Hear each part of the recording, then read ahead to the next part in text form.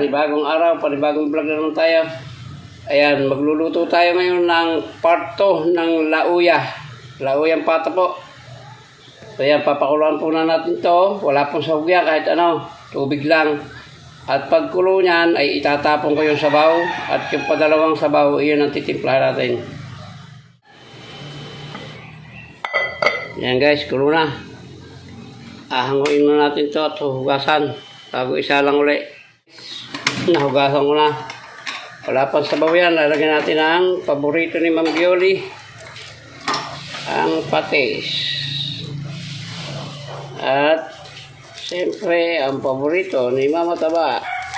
Ang betchin.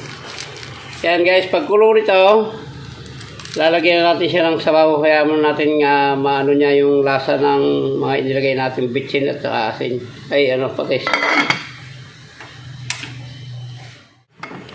Yan guys, kulo na. Lalagyan natin ng isang katerbang sabaw. At matagal ito guys, bago lumambot. Bago pa matuyo siguro yung sabaw na yan. Hindi pa ito malambot. Gawa ng ano ito eh. Pata po ito guys, pata. Ilalagay na natin yung tanglad or lemongrass at saka luya. Ito po yung part 2 ng pagluluto natin ng lauya. Ayan, matigas pa yan guys. Maya-maya pa natin lalagay yung lahat ng sahog niyan. Lagyan natin guys ang pamintang buo. Iyon o. Lagyan natin guys ng sibuyas na pula. Mamaya natin lalagay yung sibuyas na puti. Pang kaulihan yon. Lalagyan ko yan guys ng papaya. Kaya lang yung papaya ang gagamitin ko, medyo hinog na. Yan guys, karambot na. May walay na sa buto. Ilalagay na natin itong papayang manibalang na siya.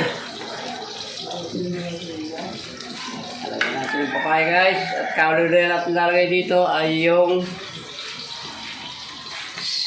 sibuyas na sibuyas na puti at saka yung siling tomakseo or panigang. Yan na guys, lalagyan na natin yung sibuyas na puti.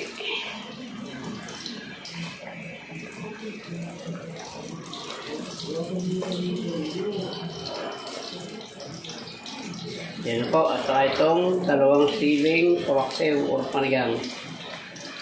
Maya guys, papatayin natin ito. Papalasahin lang natin ng konti yung sibuyas.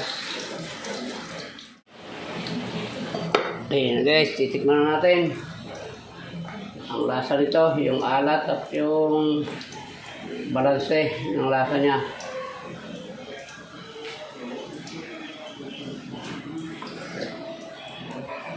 Sarap guys. Pwede ito sa Alfonso o kaya sa Pulang Kabayo. Ayan, muli po, maraming salamat sa lahat po ng umabot sa dulo ng vlog na ito. Ay maraming salamat po sa inyo. At mabuhay po kayo. Mabuhay tayong lahat. Shoutout po sa lahat. Hanggang dito na lang po. Bye-bye na po. I love you all.